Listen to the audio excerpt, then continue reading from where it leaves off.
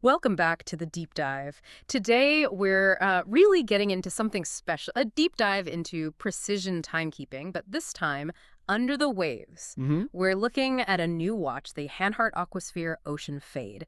It kind of blends that German watchmaking heritage we know with, well, the mysteries of the deep sea. Sounds intriguing. Yeah, so our mission today for you is to really unpack this thing. We'll pull out the key insights from the source material features, the design thinking behind it, and, what makes it a real contender for divers. Okay. Get ready, because it's a fascinating mix of looks and engineering, especially that dial. It's got this cool connection to the ocean depths we need to talk about. Right. Let's get into it.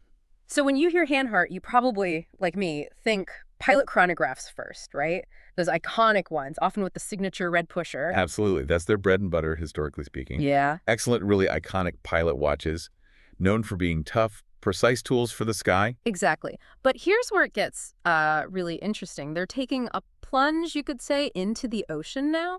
A literal plunge. Right.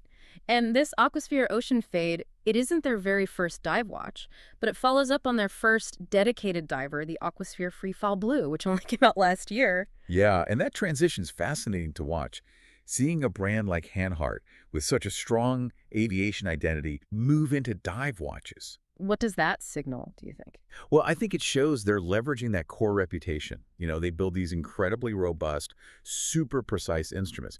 Why not apply that same philosophy to a different demanding environment? From the cockpit to the dive bell, sort of. Exactly. It's not just about adding a dive watch to the catalog. It feels more like they're committed to making a Hanhart dive watch something that lives up to that high performance standard. Okay, and speaking of high standards and demanding environments, the look of this watch, it just grabs you immediately, that ocean fade dial. The centerpiece. It smoothly goes from this vivid blue right at the top down into this deep, almost inky black at the bottom. It's stunning. It really is. But what's the story there? What does that unique look, communicate to the person wearing it? Well, it's more than just aesthetics, though it is beautiful. It's uh It's kind of a subtle narrative. It really evokes how the light changes as you go deeper into the ocean. Nah, okay. Like sunlight disappearing as you descend. Precisely. How it fades into those darker layers. Yeah. But beyond that visual poetry, if you like, the design is all about legibility, which underwater is absolutely critical. Sure, yeah. Totally. So you've got these large rectangular indices, Hmm. really bold hands, and they're packed with Superlunova C1 GL X2. C1 GLX2, what does that signify specifically? Good question. It's basically a high-performance grade of loom, very bright, Yeah. lasts a long time, ensures you can actually read the time, even when it's murky down there. Outstanding legibility, really. Got it. And, for that touch of Hanhart DNA, you've got the red-tipped seconds hand. Ah, like the pusher connection. Sort of a visual nod, yeah. But functionally, it's also a really reassuring running indicator when you're at depth. You can see at a glance the watch is working. Makes sense. And another point on clarity, no date window. Oh, interesting. Some people love a date, some hate it on a diver. Exactly. It polarizes people. Hmm. But here, it keeps the dial super clean, totally focused on telling the time. For a tool watch like this, I think it's the right call. Maximum clarity. That focus on pure function, on practicality, seems to run through the whole watch. Let's talk about the actual construction. The case, Yeah, it feels solid. it's stainless steel. Dimensions are 42 millimeters wide, 12.95 thick, and 49 lug to lug. It's got this nice brushed and polished finish. Gives it a bit of sophistication, maybe. It does look refined, but don't let that fool you. Underneath, practicality is absolutely key. This thing is built to be a serious contender for deep dives, not just for show. So what makes it a serious contender? What are those features? Okay, well, first off, you've got the screw-down crown, and it has these protective shoulders, which is pretty standard but essential. Right, protects against knocks. Exactly. But then, more significantly, there's a helium escape valve over at 10 o'clock. Ah, the HEV. That's for saturation diving. Precisely. It's crucial if you're spending long periods in a pressurized helium environment. During decompression, those tiny helium atoms trapped inside the watch need a way out. Otherwise, pop goes the crystal. So a real pro feature, not just for marketing. Definitely not. It's a non-negotiable for true professional use. And the robust build continues on the back, a solid screw-down case back, and it's nicely engraved with some maritime imagery.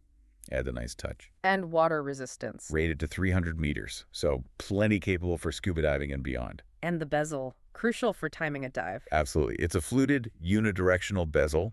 Those grooves make it easy to grip, even with gloves on. And it rotates only one way for safety. Sensible. You can get it in either deep black or that vivid blue ceramic to match or contrast the dial. And both versions have Hanhart's signature red marker up at 12 o'clock, plus luminescent markings all around for timing your dive reliably, even in low light. Okay, so the exterior is clearly built for purpose, very robust, lots of pro features. But what about the engine inside? The movement? Right, the heart of the watch. Hanhart went with the Sulprod SOP P024 automatic movement. Soprat P024, not an in-house movement then. No, but that's not necessarily a bad thing, especially for a tool watch. The P024 is known as a reliable workhorse caliber.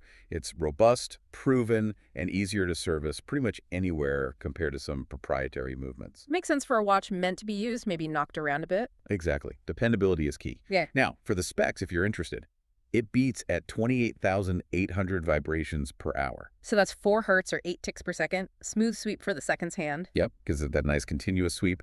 And it offers a power reserve of around 38 hours. Pretty standard, but adequate. And durability features within the movement itself for shocks and things. Good point, yes. Critically for a tool watch, it's built with a Glucider balance and Inca block shock protection. Can you break those down quickly? Sure. Glucider is basically an alloy that's resistant to temperature changes and magnetism, helping maintain accuracy. And Inca block is like a tiny spring-loaded shock absorber system for the balance wheel, which is the most delicate part, protects it from impacts. So not flashy features, but fundamental for keeping it running accurately in the real world. Precisely. They're all about ensuring precision and resilience when you're actually out there using the watch. Sounds incredibly well thought out, inside and out. And to match that sort of adventurous spirit, Hanhart gives you a few strap options too, right? Versatility. Yeah, they do. And new for this Ocean Fade model is a durable rubber strap, comes in blue or black, specifically designed for diving. Practical. How does it feel? It feels robust, definitely. Yeah. And it's actually compatible with the previous Freefall Blue model too, which is nice if you happen to own both. Oh, good to know. Yeah, it features the modern Hanhart logo, and it has a sturdy stainless steel folding clasp. Should give a secure fit, whether it's, straight on your wrist or over a bulky wetsuit sleeve. But rubber's not the only choice. No, definitely not. If rubber isn't your thing, or you want different options, you can go for the Sporty Blue hook strap. Those are great for really quick on-the-fly adjustments. Convenient. Or you can opt for a more classic stainless steel bracelet. Does the bracelet have dive features too? It does. It comes with a folding clasp, but it also includes a built-in dive extension piece, essential for fitting over a wetsuit, and it has a fine adjustment system too. Lets you get the fit just right without needing any tools. Nice. So quite a bit of flexibility depending on how you plan to use it. Yeah, that choice really highlights its versatility, ready for pretty much any kind of exploration, aquatic or otherwise. Okay, so all this engineering, the cool dial, the features, it comes with a price tag, naturally. For you listening, the Hanhart Aquasphere Ocean Fade comes in at EUR 1,490 with the hook strap. Then it's EUR 1,590 if you go for that new rubber strap, either black or blue. Right. And finally, EUR 1,690 if you want the full stainless steel bracelet package. Got it. Seems pretty competitive for what you get. Yeah, I think so too. This has been a really great look into the Hanhart Aquasphere Ocean Fade. It feels like it genuinely lives up to its name, doesn't it? It really does. That blend of Hanhart's history and precision, but applied to serious diving, plus that unique ocean-inspired look. It tells a story. Absolutely. A story of the brand evolving and a story of the environment it's designed for. Definitely a watch with character. So maybe a final thought to leave you with. When you think about the incredible engineering needed for any watch to survive the pressure down deep, how does this specific watch, the Aquasphere Ocean Fade, with its mix of, hardcore utility and that really evocative design, how does that challenge or reinforce your idea of what a dive watch can actually be? Or maybe what it should be?